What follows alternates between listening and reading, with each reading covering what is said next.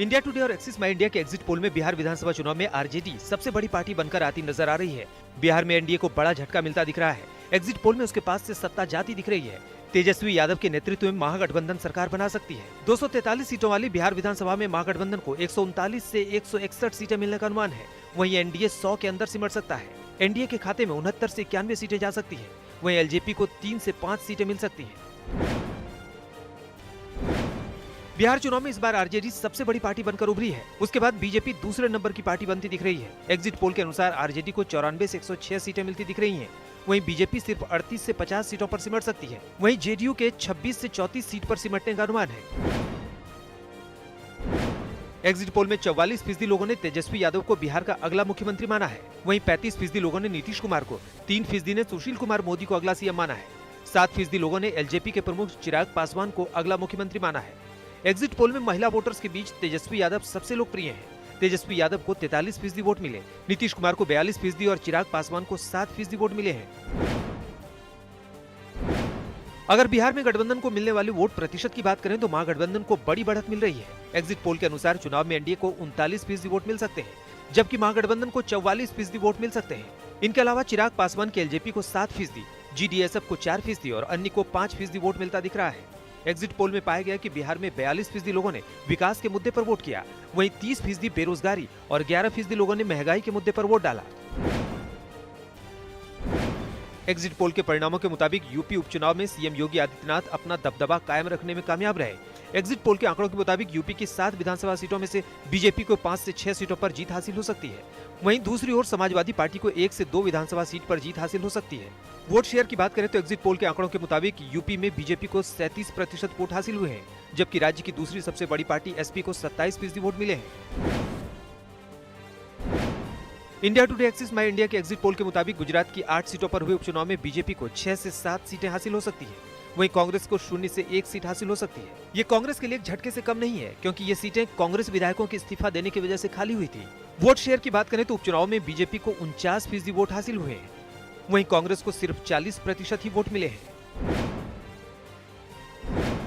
मध्य प्रदेश में उपचुनाव पर इंडिया टुडे एक्सिस माई इंडिया के मुताबिक शिवराज सिंह चौहान की सरकार पूरी तरह से सेफ है, लेकिन ज्योतिरादित्य सिंधिया को गहरा झटका लगता नजर आ रहा है। इंडिया टुडे एक्सिस माई इंडिया के मुताबिक एमपी की 28 विधानसभा सीटों में से बीजेपी को 16 से 18 सीटें मिलती नजर आ रही हैं, जबकि कांग्रेस को 10 से 12 सीटें मिलने का अनुमान है। इस तरह से शिवराज सिंह चौहान अपनी सरकार को बचा ले जाएंगे, लेकिन कमलनाथ जिस तरह से दर्जन भर सीटें जीतने की स्थिति में है, इस तरह से सिंधिया समर्थक जो विधायक कांग्रेस छोड़कर बीजेपी में आए थे, उन्हें बड़ा झटका लग सकता है। मध्य प्रदेश में मुख्यमंत्री के तौर पर शिवराज सिंह चौहान भले ही पहली पसंद हो, लेकिन कमलनाथ भी उनसे ज्यादा पीछे नहीं है। इंडिया टुडे एक्सिस माई इंडिया के मुताबिक एमपी के मुख्यमंत्री पद के लिए 46% लोग की पसंद शिवराज सिंह चौहान है, जबकि 43% लोगों की पसंद कमलनाथ है। मध्य प्रदेश में 28 सीटों के लिए कल उपचुनाव के लिए मतदान हुए, जिसके परिणाम 10 नवंबर को आएंगे।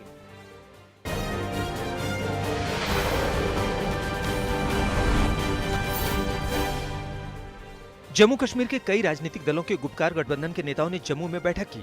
मीटिंग के बाद ऐलान किया कि गठबंधन एकजुट होकर जिला विकास परिषद के चुनाव में उतरेगा। अगले महीने ये चुनाव होने हैं। पूर्व मुख्यमंत्री फारूक अब्दुल्ला के जम्मू स्थित आवास पर गुपकार गठबंधन के नेताओं के बीच हुई मुलाकात के बाद फारूक अब्दुल्ला, महबूबा मुफ्ती, सज्जाद लोन और एमवाई तारिगामी ने प्रेस कॉन्फ्रेंस करते हुए एक साथ मिलकर जिला विकास परिषद का चुनाव लड़ने का ऐलान किया। जम्मू कश्मीर मेंजारी अधिसूचना के मुताबिक डीडीसी के अलावा सरपंच और पंच के रिक्त पदों पर चुनाव 1 दिसंबर से 24 दिसंबर तक 8 चरणों में होंगे। People's Alliance for Gupkar Declaration का गठन पिछले महीने हुआ था और जम्मू में अपनी पहली बैठक में डीडीसी चुनावों में भाग लेने का फैसला किया। बैठक के बाद गुपकार गठबंधन के प्रवक्ता सज्जाद लोन ने कहा कि हम जम्मू में पहली बार आए हैं, हमें यहाँ भी वही भावनाएं मिली हैं जो कश्मीर घाटी में है। यूपी में योगी सरकार पॉलिटेक्निक के छात्रों की भाषा पर पकड़ मजबूत कराने की तैयारी में है। योगी सरकार ने सूबे के 10 जिलों के पॉलिटेक्निक कॉलेजों में लैंग्वेज लैब खोलने के लिए 175 लाख रुपए की मंजूरी दी है। इनमें राजकीय पॉलिटेक्निक इटावा, संजय गांधी पॉलिटेक्निक अमेठी, सावित्रीबाई फुले राजकीय पॉलिटेक्निक, आजमगढ़ कानपुर देहात, कौशाम्बी, श्रावस्ती, शामली, कुशीनगर, संत कबीर नगर और कासगंज में स्थापित MMIT शामिल है। हज के लिए ऑनलाइन आवेदन शुरू हो गया है। हज कमेटी ऑफ इंडिया ने हज एक्शन प्लान 2021 जारी किया है, जिसके तहत बिना मेहरम हज यात्रा पर सऊदी अरब जाने वाली महिलाओं के लिए भी 500 सीटें आरक्षित की गई हैं। महिलाओं को 3-3 के ग्रुप में रखा जाएगा। इसके लिए आवेदन भरने की प्रक्रिया शुरू हो गई है। ऑनलाइन आवेदन की अंतिम तिथि 10 दिसंबर है। कोरोना के प्रकोप को देखते हुए प्लान में कई महत्वपूर्ण बदलाव भी किए गए हैं। 18 साल से कम और 65 साल से अधिक उम्र के लोग इस बार हज यात्रा पर नहीं जा सकेंगे। दिल्ली में लगातार बढ़ते प्रदूषण और कोविड के बढ़ते मामलों को लेकर दिल्ली सरकार की चिंताएं और बढ़ गई हैं। वहीं एनजीटी इसे संजीदगी से देख रही है। 7 से 30 नवंबर तक पटाखों पर प्रतिबंध लगाने को लेकर कोर्ट ने कई राज्यों से रिपोर्ट मांगी है। वहीं पटाखा कारोबारी टेंशन में है। कोर्ट में हुई सुनवाई में कारोबारियों ने बैन न लगाए जाने को लेकर अपनी दलीलें दी और कोर्ट ने मामले को लेकर अपने तर्क दिए। दिल्ली में लगातार कोरोना के रिकॉर्ड केस सामने आ रहे हैं। इस बीच दिल्ली के स्वास्थ्य मंत्री सत्येंद्र जैन ने उम्मीद जताई है कि अब कोरोना मामलों में गिरावट आ सकती है। सत्येंद्र जैन ने कहा कि तीसरा पीक चल रहा है। पहला 23 जून को, दूसरा 17 सितंबर को और तीसरे पीक में अब 7000 केस सामने आए हैं, जिसके बाद केस में कमी आने की उम्मीद जताई गई है।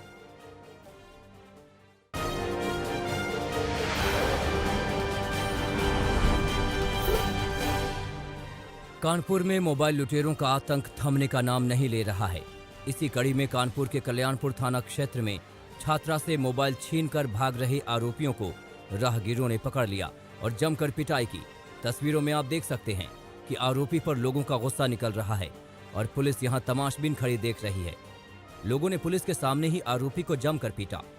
पिटाई के बाद पुलिस आरोपी को अपने साथ ले गई और पूछताछ कर रही है कि इसके पहले आरोपियों ने कब कब कितनी वारदात को अंजाम दिया है।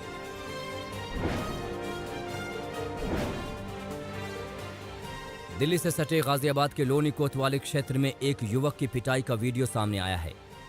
इस वीडियो में साफ दिख रहा है कि कुछ लोग मिलकर एक शख्स को लाठी डंडों से पीट रहे हैं। युवक की पिटाई का यह वीडियो सोशल साइट पर वायरल है। हालांकि हम ऐसे किसी वीडियो की पुष्टि नहीं करते हैं, मगर बताया जा रहा है कि यह शख्स गली के कुत्तों को पत्थर मारता था। इसी बात से नाराज लोगों ने इस शख्स को जमकर पीटा। पुलिस अब मामले की जांच कर रही है।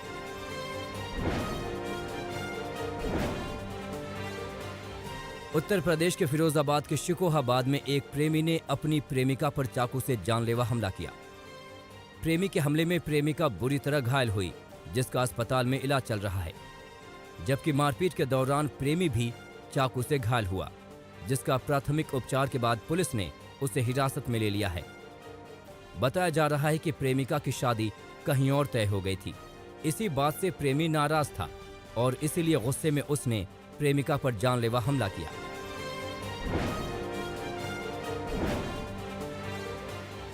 उत्तराखंड के चमोली में भयानक सड़क हादसा हुआ है।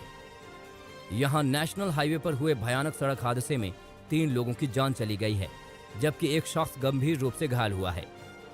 तस्वीरों में आप देख सकते हैं कि कैसे पुलिस वाले रेस्क्यू ऑपरेशन चला रहे हैं। बताया जा रहा है कि कार सवार इसी खाई में गिरे और कार के परखच्चे उड़ गए।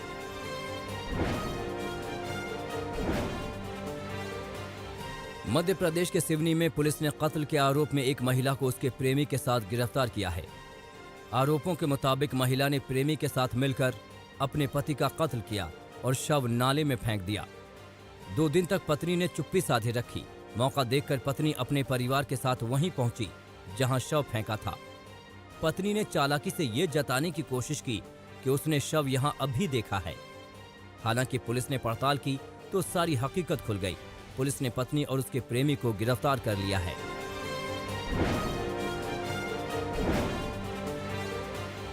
हरियाणा के कैथल में पुलिस की बदसलूकी का मामला सामने आया है। आरोपों के मुताबिक पुलिस ने चेकिंग के दौरान हेलमेट न लगाने को लेकर एक शख्स को कबूतर चौक पर थप्पड़ मारे। पुलिस की इस बदसलूकी को लेकर वहां मौजूद लोगों ने पुलिस के खिलाफ जमकर बवाल काटा। बवाल बढ़ा तो मौके पर पुलिस के आला अधिकारी भी पहुंचे। हालांकि आला अधिकारी ने थप्पड़ मारने की बात सिरे से खारिज की, मगर पुलिस वालों का झूठ सीसीटीवी ने खोल दिया।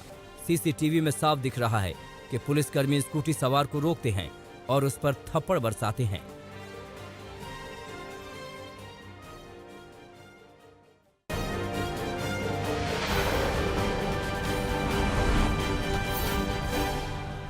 सात करोड़ वोटों से जीतने के बाद जो बाइडेन पूरे जोश में दिखे। वो दौड़ते हुए मंच तक पहुंचे। इस दौरान उनके समर्थक पूरे जोश में दिखे। बाइडेन ने कहा कि ये नाचने गाने का दिन है। अमेरिका के इतिहास में बाइडेन को सबसे ज्यादा वोट मिले हैं। उन्होंने 7 करोड़ 40 लाख वोट हासिल किए। बाइडेन ने अपने पहले संबोधन में अपनी सोच और नीतियों की भी झलक दी। उन्होंने कहा कि रेड या ब्लू अमेरिका नहीं बल्कि संयुक्त अमेरिका बनाएंगे। बाइडेन ने यह भी कहा कि अमेरिका जाति धर्म से ऊपर है।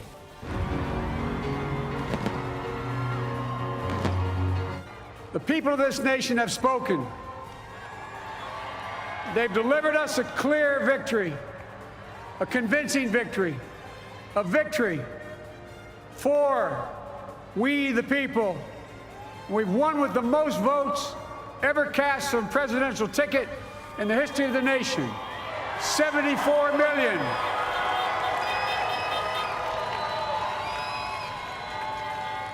What I must admit has surprised me. Tonight, we're seeing all over this nation, all cities and all parts of the country, indeed across the world, an outpouring of joy, of hope, renewed faith in tomorrow. Bring a better day. Biden ने अप्रवासियों को लेकर भी बेहतर नीति का संकेत दिया। Trump की नीतियों को लेकर अप्रवासी नाराज थे, लेकिन बाइडेन ने अपने पहले संबोधन में कमला हैरिस का जिक्र करते हुए कहा कि अप्रवासियों की पहली बेटी यहां तक पहुंची। उन्होंने हैरिस की जमकर तारीफ की। And I'm humbled by the trust and confidence you placed in me. I pledge to be a president who seeks not to divide, but unify. Who doesn't see red states and blue states, only sees the United States. Biden से पहले कमला Harris भी जीत पर खुशी जताते हुए media से मुखातिब हुई। उन्होंने भरोसे के लिए शुक्रिया अदा किया, साथ में खास तौर पर जॉर्जिया का आभार जताया, जिसने डेमोक्रेट की जीत में बड़ी भूमिका निभाई है। कमला ने कहा कि ये जीत पूरी दुनिया के लिए उम्मीद है। दुनिया संघर्ष से जूझ रही है। कमला हैरिस ने खास तौर पर महिला सुरक्षा का जिक्र किया और कहा कि महिलाओं ने सुरक्षा के लिए ही वोट दिया है। उन्होंने अपनी जीत को लोकतंत्र की जीत बताया। You chose Joe Biden as the next president of the United States of America.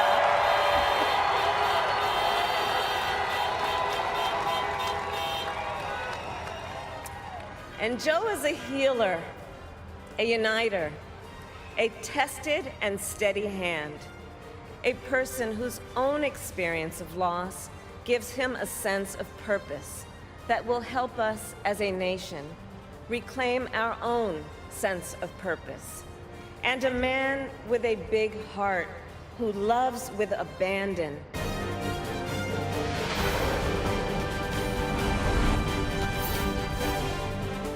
IPL 2020 का दूसरा क्वालिफायर दिल्ली कैपिटल्स और सनराइजर्स हैदराबाद के बीच आज खेला जाएगा। इस मैच के विजेता का सामना फाइनल में मुंबई इंडियंस से होगा। सनराइजर्स हैदराबाद के लिए पिछले चारों मुकाबले करो या मरो के थे, लेकिन टीम ने सभी में जीत दर्ज की थी। शुरुआती मैचों में शानदार प्रदर्शन करने वाली दिल्ली कैपिटल्स बाद के मैचों में कमजोर पड़ती दिखी। उधर डेविड वार्नर के दम पर हैदराबाद की टीम ने शानदार वापसी की। हालांकि शुरुआत में हैदराबाद कोई कमाल नहीं कर पाई थी। शुरुआती 9 मैचों में 7 जीत दर्ज करने वाले दिल्ली कैपिटल्स को पिछले 6 मैचों में हार मिली। अब आइए टूर्नामेंट के 13वें सत्र में टीम को पहली बार फाइनल में ले जाना चाहेंगे तो वार्नर 2016 की सफलता को एक बार फिर से दोहराकर दूसरी बार टीम को चैंपियन बनाना चाहेंगे। दिल्ली की टीम के लिए सबसे बड़ी चिंता उसके टॉप बल्लेबाजों की फॉर्म है। शिखर धवन पिछले कुछ मैचों में बड़ी पारी खेलने में नाकाम रहे। युवा पृथ्वी शॉ ने 13 मैचों में 228 रन ही बनाए हैं। तेज गेंदबाजों के खिलाफ वो कमजोर साबित हो रहे हैं। अनुभवी अजिंक्य रहाणे 7 मैचों में 111 रन ही बना पाए हैं। गेंदबाजी में सनराइजर्स के पास संदीप शर्मा, होल्डर, शाहबाज नदीम, टी नटराजन और राशिद खान जैसे फॉर्म में चल रहे गेंदबाज हैं। संदीप ने पावर प्ले में और नटराजन ने डेथ ओवरों में शानदार प्रदर्शन किया है। राशिद बीच के ओवरों में काफी किफायती साबित हुए हैं। टीम की एकमात्र कमजोर कड़ी मध्यम क्रम की बल्लेबाजी है।